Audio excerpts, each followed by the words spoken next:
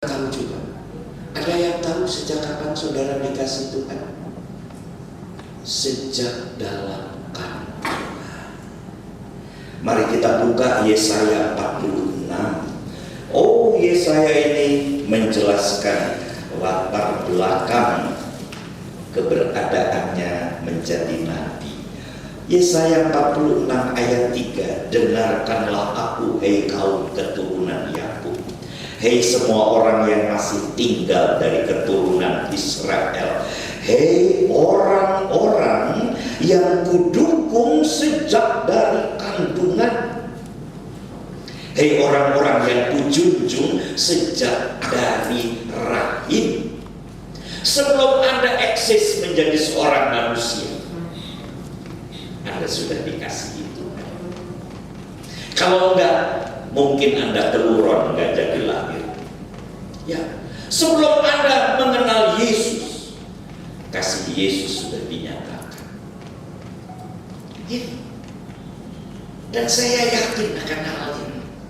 Saya menjadi seorang Kristen bukan kebetulan, tapi Allah memang memilih saya, berkenan memakai saya. Betapapun keberadaan saya, Allah mau menjadikan saya orang yang dikasih. Itu sebabnya saya milih menjadi seorang Kristen. Sampai kapan saudara akan dikasih oleh Tuhan? Mas Dino, sampai kapan Mas Dino dikasih itu? Sampai Tuhan, bukan sampai mati. Enggak disebut sampai mati, sebut mati mah gampang, relatif ya. Anda lagi naik mobil senang-senang keliling tergandengan, mati kok. Iya. Nah, tadi malam saya kesini 6 orang mati sekaligus tabrakan beruntun di tol kilometer 8. Macetnya sampai sejam lebih, 2 arah, karena satu mobil itu terlempar ke seberang jalan. Kemarin lahir, besok mati, bisa. Firman Tuhan menyatakan dalam Yesaya 46 ayat 4, sampai masa tuamu aku tetap, dan sampai masa putih rambutmu aku menggendong kamu. Aku telah melakukannya dan mau menanggung kamu terus. Aku mau memikul kamu dan menyelamatkan kamu. Sampai masa tua. Kenapa disebut sampai masa tua? Dunia membuang orang-orang tua. Orang tua dibuang, tidak dihargai lagi. Di pensiun, pendeta juga di emeritus sudah minggir dulu, tidak tua, pikul. Tuhan gak pernah membuang. Makin tua makin dikasihi, makin nyata kasihnya. Bu, ibu punya anak, Bu. Udah umur berapa sekarang? Ya, oh ya tadi, ibu masih gendong dia? Kebangetan segede itu digendong. Oh, coba deh minta gendong sama mama. Ngamuk. Tuhan setia menggendong. Semakin Anda menjadi lemah, Ia datang semakin dekat mengulurkan diri. Aku mau menggendong kamu. Mengapa Anda mau menjadi Kristen? Apakah kasih Yesus Anda rasakan? Itu motivasi kekristenan, sehingga Anda akan menempatkan prioritas Yesus dalam skala tertinggi,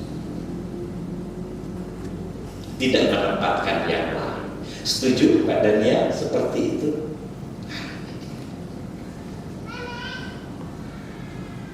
Saya setuju dengan Pak Daniel yang menempatkan Tuhan, lebih mengasihi Tuhan daripada mengasihi dunia dan harta. Jangan tempatkan uang dalam urutan nomor 1. Uang tidak pernah mengasihi Anda. Uang memperbudak Anda. Uang menyiksa Anda. Uang mempersulit hidup Anda.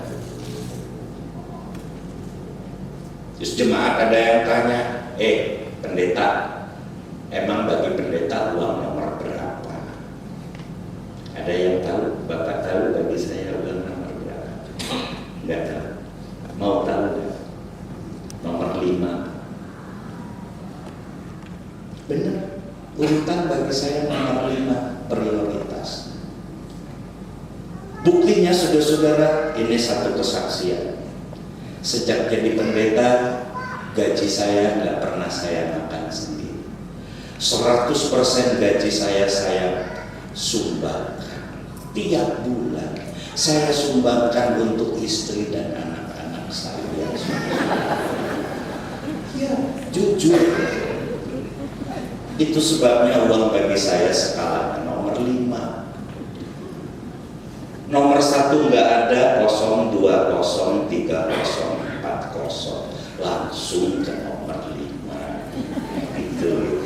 Kenapa? Sama aja beda. Anda 1, saya 5 kok. Minimal itu diplomatis rohani, ya. Nah ini jadi kita nggak malu orang Kristen duit nomor 1. Jangan bilang nomor 1, bilang nomor 5 atau nomor 7, walaupun dari atasnya kosong semua. Nah, jadi saudara-saudara, Anda punya motivasi yang jelas dalam mengikut Yesus. Anda tidak akan mudah larut hanyut dalam pengaruh dunia ini. Anda tidak akan terbawa arus. Lalu untuk apa kita bertahan hidup? Dalam kesetiaan dan kasih terhadap Allah. Ada visi ke depan, ada tujuan yang ada yang kita harus capai untuk meneruskan karya penyelamatan Allah di dalam kasih Yesus. Anda diutus untuk meneruskan. Lihat, dunia ini penuh dengan orang-orang yang belum diselamatkan. Selamatkan mereka, perbaiki hidup mereka secara utuh, perbaiki moral mereka, perbaiki karakter mereka, perbaiki juga kalau bisa mungkin kalau Anda punya kelebihan ekonomi, kehidupan lingkungan Anda. Tujuan hidup kita bukan untuk pemuasan diri, tidak. Bukan hanya untuk senang, bukan hanya untuk sukses, tetapi untuk menjunjung nilai-nilai luhur iman Kristen, kasih. Sehingga dengan tujuan seperti ini, saudara-saudara, maka kita punya strategi yang jelas dalam menjalani hidup. Bagaimana kita membuktikan bahwa kita melepaskan milik, melepaskan beban emosi ini, melepaskan kebiasaan-kebiasaan buruk seperti yang ada di dunia ini. Hidup penuh dengan masalah. Pak Beni, kalau Anda punya masalah dengan istri, Anda marah kepada istri Anda? Marah enggak? Marah ya Pak, ya orang kudus marah juga ya Pak ya. Boleh enggak orang Kristen marah? Kok marah, kok benar tuh gimana benarnya? Boleh asal benar katanya ya. Nah ini maksud Bapak bagaimana itu Pak Beni? Ya, marah tapi benar. Pak Teguh, boleh nggak orang Kristen marah? Boleh. Pendeta marah boleh. Penatua? Oh boleh benar dong ya penatua, nah ya. Apalagi penatua. Yang ngajarin siapa Pak Teguh? Kok boleh marah? Tadi saya tanya Pak Rasid, Pak Pendeta akan ngajarin jemaat buat marah-marah. Oh enggak, amit-amit Bang Yesus katanya. Siapa yang ngajarin Bapak kalau boleh? Oh begitu. Yesus mah Tuhan Pak. Dia mau marah, wewenangnya Tuhan untuk marah. Ya, Bapak setengah Tuhan.